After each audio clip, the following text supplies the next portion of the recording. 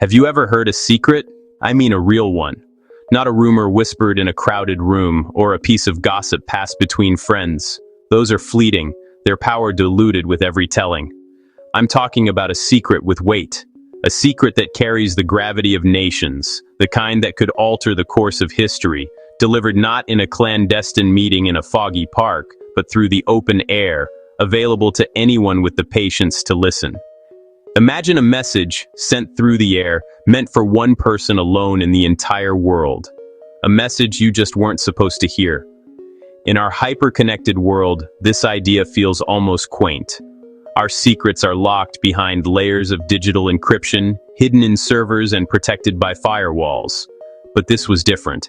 This was a secret hiding in plain sight, concealed not by complex algorithms, but by its own sheer, baffling simplicity.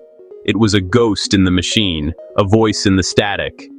5, 8, 7, 2, 1. Now imagine that secret isn't in a language you understand. It's just numbers. A woman's calm, detached voice, cutting through the static with unnerving clarity. There's no emotion, no inflection, no hint of the person behind the microphone or the importance of the information being conveyed.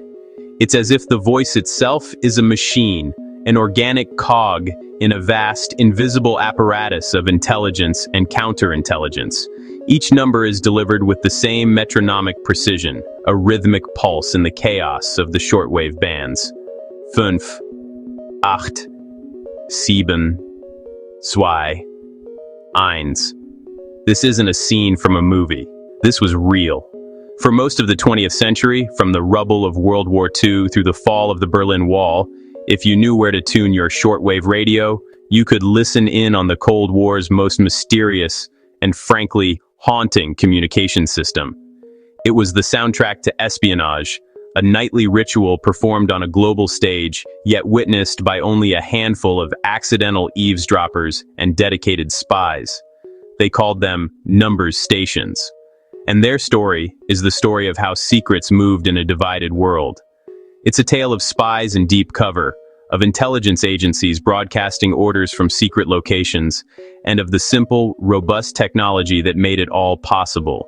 It's a narrative woven from the very fabric of the ideological struggle between East and West, where information was the most valuable weapon of all. I've spent a lot of time in archives, sifting through declassified documents and listening to old recordings. I've held the brittle paper of cipher pads and traced the faded lines on Cold War-era maps.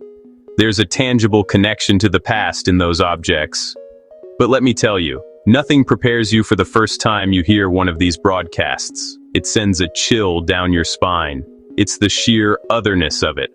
The sound feels ancient and futuristic at the same time. It's a human voice, stripped of all humanity, transformed into a pure vessel for data. You can't help but feel like you're trespassing, listening to something profoundly private, yet broadcast for all the world to potentially hear. It's so impersonal, and yet so deeply human. Because behind that cold, numeric stream lies a person. A spy, living under an assumed name, perhaps for years. Someone with a family they left behind, a life they can never speak of, whose entire existence in that moment is reduced to waiting for a specific sequence of numbers that will tell them what to do next. To stay hidden, to make contact, or to run. So what were they?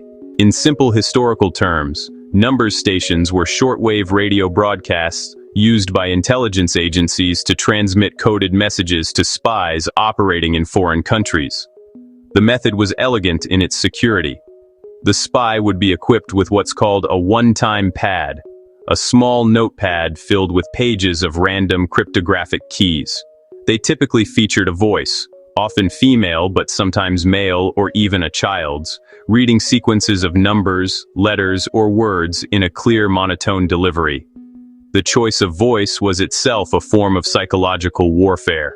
A calm female voice, like the famous Swedish Rhapsody station, could be soothing and authoritative.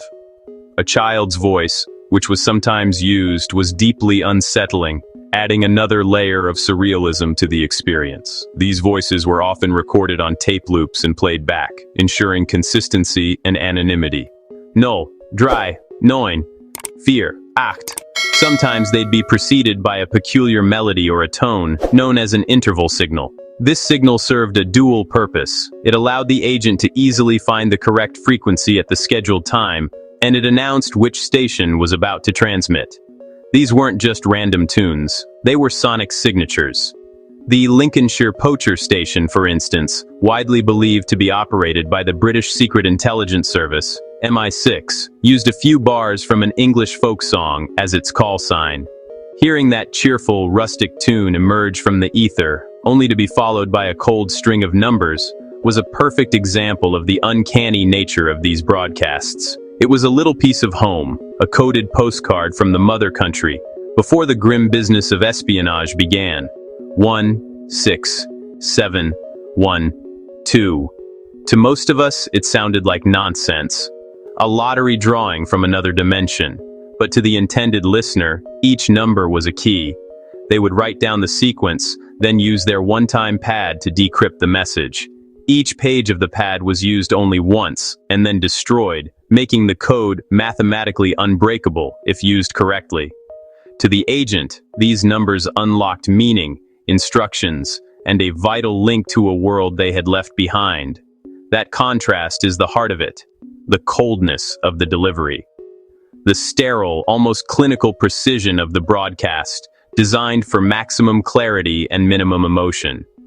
It was a system built on the principles of detachment and security, and the warmth of the people behind it. The agent, huddled over a radio in a lonely apartment thousands of miles from home. The radio operator in a secure bunker, queuing up the tape for the nightly broadcast. The cryptographers who designed the codes. All of them were cogs in this machine, human beings caught in the great impersonal game of the Cold War. Somewhere, someone waited for this exact sequence. Their heart would pound as the familiar interval signal began. They'd check their watch, their hands possibly shaking as they prepared to write. For them, this wasn't a curiosity. It was a lifeline. It was their orders, their paycheck, their connection to reality. The beauty of the system was its deniability and its reach.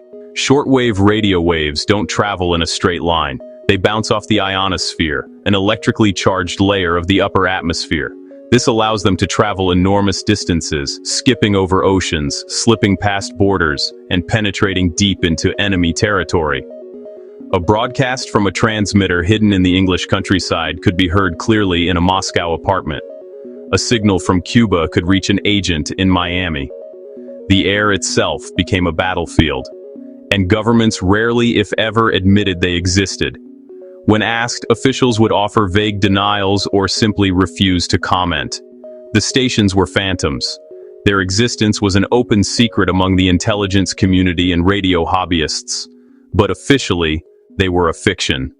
To acknowledge a number station would be to acknowledge the spy it was communicating with. But the airwaves did. They held the proof, broadcasting it every night, on schedule. The broadcasts were meticulously timed, often starting at the exact top or bottom of the hour. For the amateur listeners who hunted them, these schedules became a roadmap to the hidden world of espionage. Acht, zwei, drei, acht, sechs. Number stations faded with the end of the Cold War, but some never fully went silent. As the ideological conflict thawed, the need for this specific type of clandestine communication diminished. Many of the most famous stations, like the Lincolnshire Poacher, broadcast their final set of numbers and vanished from the airwaves forever. Even today, listeners still scan the bands, chasing ghosts in the static. The community of DXers, long-distance radio enthusiasts, continues to log and analyze these transmissions. New stations appear, like the enigmatic UVB-76, a Russian station that buzzes constantly, only occasionally interrupted by a voice. The game hasn't ended, it has just changed. Because sometimes the most human stories are the ones told with the fewest words. They are stories of duty, of sacrifice, of a hidden life lived in the shadows, all encapsulated in a string of meaningless numbers. The numbers themselves were never the story. The story was the person waiting for them,